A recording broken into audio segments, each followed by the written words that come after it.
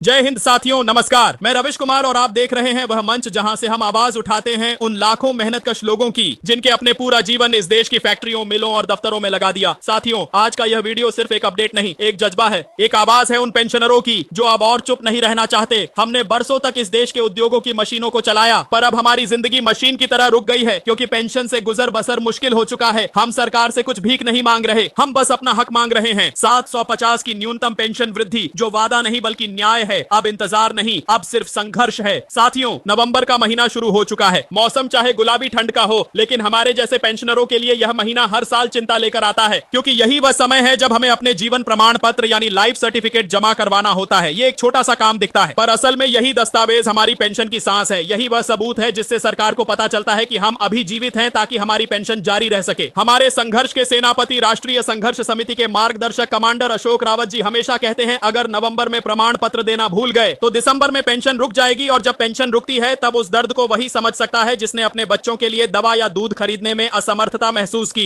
Commander Rawat ji का यह संदेश सिर्फ एक अपील नहीं बल्कि चेतावनी है। कोई बहाना नहीं, कोई देरी नहीं। जीवन प्रमाण पत्र समय पर जमा करना ही सबसे बड़ा कर्तव्य है, क्योंकि जब बैंक विभाग या ईपीएफओ रिकॉर्ड में लिख देते हैं कि यह व्यक्ति मृत है तो हमारा आत्मसम्मान तक हिल जाता है। फिर शुरू होता है संघर्ष, बैंक के चक्कर, अधिकारी के सामने गिड़गिड़ाना और वह ताने जो दिल पर लगते हैं। इसलिए साथियों, चाहे आप बैंक जाकर जमा करें या डिजिटल जीवन प्रमाण पत्र के जरिए मोबाइल से या फिर इंडिया पोस्ट पेमेंट्स बैंक के डाकिया से घर पर, इस काम को टालिए मत। यह दस्तावेज आपकी जिंदगी की डोर है, इसे समय पर पकड़ कर रखिए। कमांडर साहब का एक और सिद्धांत है, जो काम कल करना है उसकी तैयारी आज कर लो। उन्होंने कहा कि चाहे वह धरना हो, झापन देना हो या कोई आंदोलन, उसकी योजना एक दिन पहले पूरी हो जानी चाहिए, क्योंकि कार्यक्रम के दिन अगर हम तैयारी अधूरी छोड़ते हैं तो आत्मविश्वास भी अधूरा रह जाता है। यही अनुशासन हमारे आंदोलन की ताकत है। यही वह बात है जो हमें बाकी आंदोलनों से अलग बनाती है, क्योंकि हमारा संघर्ष भावनाओं से नहीं, संगठन से चलता है। अब आइए दिल्ली की गलियों में गूंज रही उस बड़ी खबर पर। हाल ही में ईपीएफओ का स्थापना दिवस मनाया गया। देश के बड़े मंत्री, सचिव और अधिकारी वहां मौजूद थे। मंच पर चमक थी, भाषण थे और विकसित भारत 47 के सपने की बातें थी। केंद्रीय श्रम एवं रोजगार मंत्री ने कहा कि ईपीएफओ को सुधार की प्रेरक शक्ति बनना होगा। उन्होंने 3 मूल सिद्धांत बताए: निष्पक्षता, गति और संवेदनशील। उन्होंने कहा कि हर सुधार का असर सीधा कर्मचारियों और पेंशनरों तक पहुंचना चाहिए। लेकिन तालियों के बीच एक सवाल भी गूंजा, क्या यह संवेदनशीलता उन बुजुर्गों तक भी पहुंचेगी जो हर महीने 1000 या 2000 की पेंशन में जिंदगी काट रहे हैं? कार्यक्रम में केंद्रीय श्रम सचिव वंदना गुरनानी जी भी मौजूद थी। उनका भाषण दिल को छू गया। उन्होंने कहा, हर फाइल के पीछे एक परिवार और एक सपना होता है। सभागार तालियों से गूंज उठा, क्योंकि यह वाक्य संवेदनाओं से भरा था। लेकिन साथियों, इसी वाक्य से एक बड़ा सवाल पैदा हुआ, क्या वह फाइलें सिर्फ वर्तमान कर्मचारियों की हैं या उन पेंशनरों की भी हैं? ये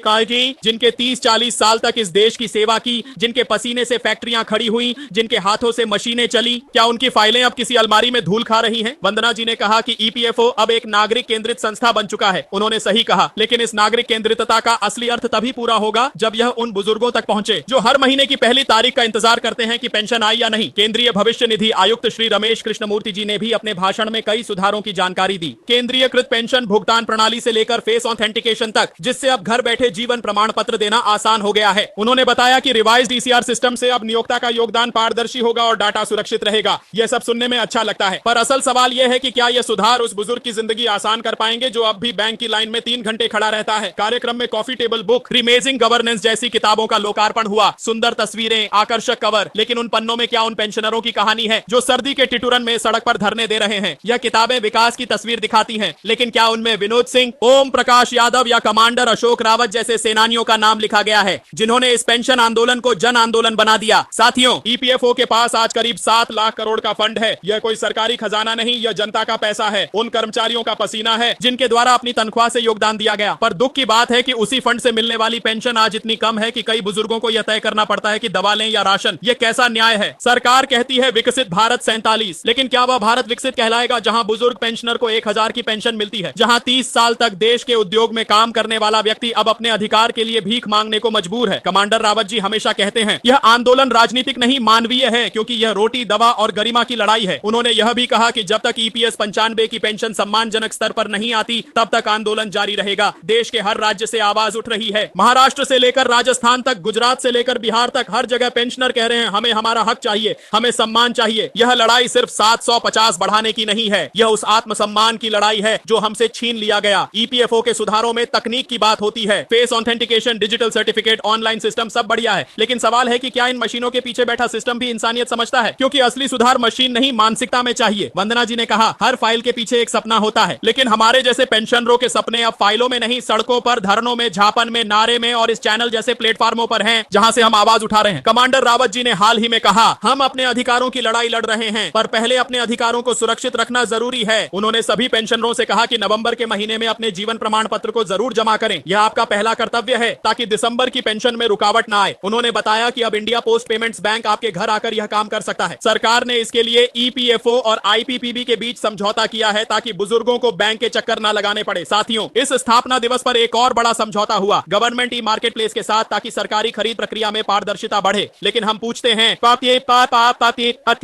जब हमारे जीवन की सबसे जरूरी जरूरत पेंशन में पारदर्शिता और न्याय नहीं है, तो बाकी पारदर्शिता का क्या मतलब? ईपीएफओ कहता है कि वह दक्षता और सुधार के प्रतिबद्ध है, लेकिन जब किसी पेंशनर को महीने की पहली तारीख को पैसा नहीं मिलता, तो वह दक्षता कहां चली जाती है? जब कोई बुजुर्ग बैंक अधिकारी से पूछता है पेंशन क्यों नहीं आई, और जवाब में मिलता है सिस्टम डाउन है, तब वह संवेदनशीलता कहां गायब हो जाती है? आज जरूरत है एक ईमानदार सुधार की, जो उन 75 लाख ईपीएस 95 पेंशनरों तक पहुंचे, जो अपनी आखिरी सांस तक संघर्ष कर रहे हैं। यह वही लोग हैं जिन लोगों ने राष्ट्र को खड़ा किया, और अब वही लोग अपने बुढ़ापे में सम्मान की तलाश में हैं। सरकार को याद रखना चाहिए, किसी देश की प्रगति सिर्फ जीडीपी या परियोजनाओं से नहीं मापी जाती, बल्कि इस बात से होती है कि वह अपने बुजुर्गों के साथ कैसा व्यवहार करता है। अगर एक देश अपने वरिष्ठ नागरिकों को सम्मान नहीं दे सकता, तो वह विकसित नहीं, संवेदनहीन कहलाएगा। साथियों, यह आंदोलन अब सिर्फ सड़कों तक सीमित नहीं है, यह हर मोबाइल स्क्रीन, हर गांव के चौपाल, हर फैक्ट्री के बाहर और हर पेंशनर के दिल में जलती लौ बन चुका है। आज हम सब एक साथ खड़े हैं, एक ही मांग के साथ, 750 की न्यूनतम पेंशन वृद्धि तुरंत लागू हो। हम कोई खैरात नहीं मांग रहे, हम अपना हिस्सा मांग रहे हैं। कमांडर रावत जी कहते हैं,